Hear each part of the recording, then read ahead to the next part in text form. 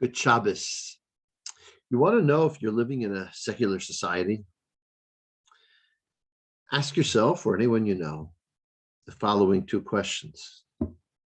Who was JC's mother? Most people living in a secular society will be able to tell you. How about if we ask, who was the greatest Jew who ever lived's mother? Moshe Rabbeinu, Moses. What was the name of his mother? Most secular Jews would not know.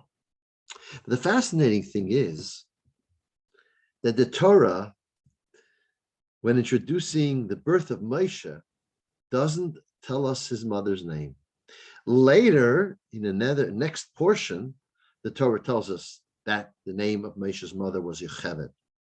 But in this week's Torah portion, it says a daughter of Levi. All the time. The mother of the child, a daughter of Levi, does not name her by name. Why? Seems strange. Doesn't name his father by name either in this week's portion. And the father was the Gadol Hador, was the great one of the generation. Amram was the leader of the Jewish people in the most terrible time of their exile in Egypt. Amram, the Talmud tells us, was actually one of four people who only died because Adam ate of the tree of knowledge. In other words, he had no sins of his own. He only died because death was decreed to the world because of what Adam did. That's how great Moshe's parents were. Yet the Torah doesn't name them before Moses is born. Later, yes, but not now. Why?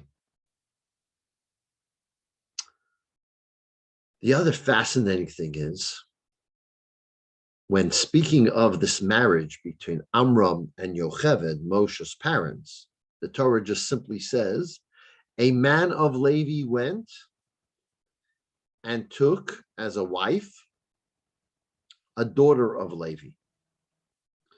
Well, where did he have to go? If they're both from Levi, they're probably one tent next to another. She was actually his aunt, which is another strange thing because according to Torah law, you're not allowed to marry your aunt. Of course, this was before the giving of the Torah, but still someone of that stature and of that level, you would think wouldn't be marrying his aunt, especially that she was 123 years old at the time of the marriage. Now we make a big deal of Sarah, who came before, having a child at the age of 90. 123. Moshe was born when she was 130. Before that was Aaron and Miriam. Why would the leader of the generation marry his aunt, who was older than him, and was 123 years old if he was hoping of having children?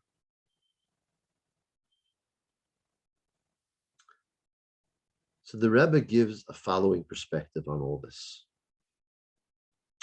You see, Yocheved, Moshe's mother, was the only one born, or at least she was born as they came into Egypt. So she was, her mother was pregnant with her in Israel.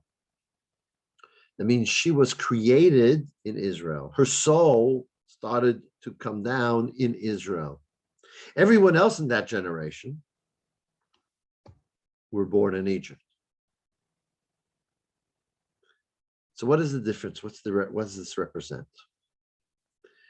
The Torah tells us a huge distinction and difference between Israel and Egypt. Israel is a place where it is very clear that we're dependent on God. The predominant way of a person earning a living and society's ability to support themselves was agriculture. In the realm of agriculture, you could sow, you could plow, you could do all the physical things you can But in those times, the only way things will grow is if it rained. And rain is only in the hands of God. So people knew, a farmer knew that he could do whatever he can, but ultimately everything is in the hands of God. And it was clear and obvious and open to all that it's all in the hands of God. Whereas in Egypt, the Nile would overflow over its banks, and that irrigated the land, and that's how they were able to grow their crops. And that was a natural phenomenon. Every season, the Nile would spill over its banks and would go into these tributaries that ultimately were used to irrigate all the land. There was no need in their minds to turn to God for help. So what these two aspects represent is that Egypt is a place where God is hidden, where nature hides God. As a matter of fact, Elohim, the name Elohim, is the same numeric value as Hateva, the nature. So really, it is God who controls nature, but people don't see that. We could look at nature and see it as separate from and not needing God's help. In Israel, it was very clear that all that happened was the hand of God. It was obvious. It was clear to all.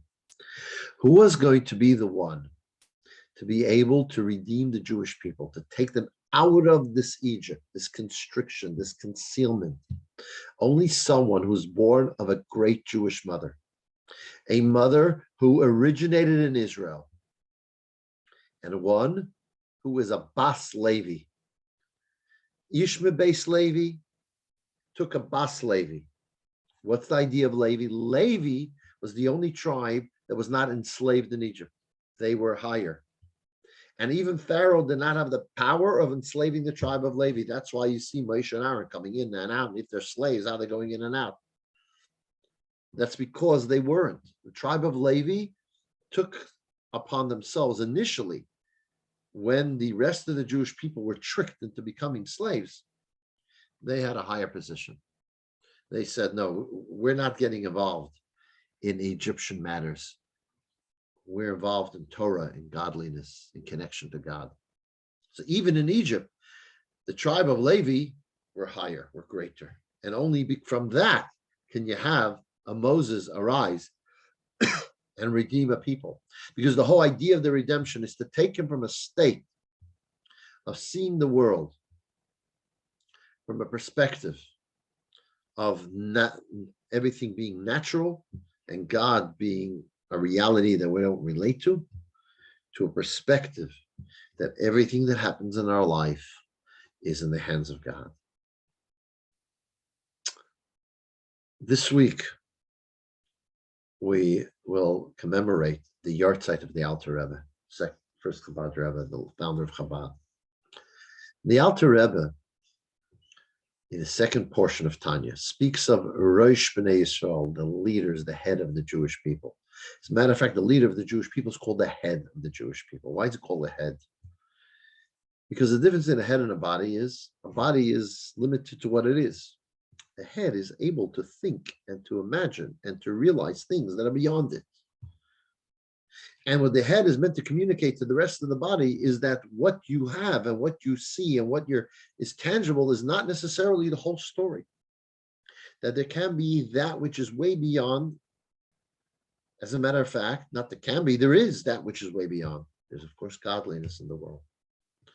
And that we have to realize it and incorporate it and make it part of our everyday life. There's an analogy given. There were these debtors' prisons where people would be imprisoned for not paying their rent. And they would be placed in this cave or dungeon deep in the ground. And every day, a window would open on the top of this dungeon. water and food would be sent down, and then it would close. And that's how they survived, with this water and food that came down. And these families, they could live there for a while. They could have children there. And what happened?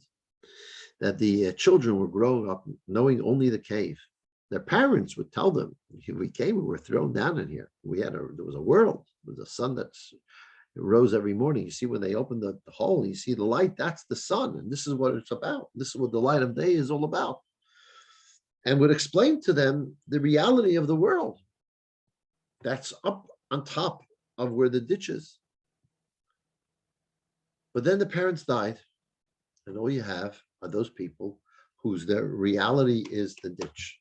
Now, there are those who remember what their parents told them, and they could try to communicate it to the next generation. But as time passes, some become skeptical and doubt. What are you talking about? This is it. This is the reality of our life. This pit. There's nothing beyond. Yes, the window opens. This is the nature. Bread comes down and water, and that's it. There's nothing beyond this. And there are those who argue, no, of course, we were told that there is a whole different world. One day, a person all of a sudden comes down from the hole. Another person gets sent down. And he starts telling them exactly the same thing that their parents heard from them, that there's a world out there, and there's the sun that rises in the morning and sets at night, etc., all about the real world. And the people hear him say this, and they start believing him. Why do they believe him? Because it's not something that he understood. This is something that he saw, something real to him. And this is how the explanation of what the role of the leaders of the generation were all about, the head of the generation.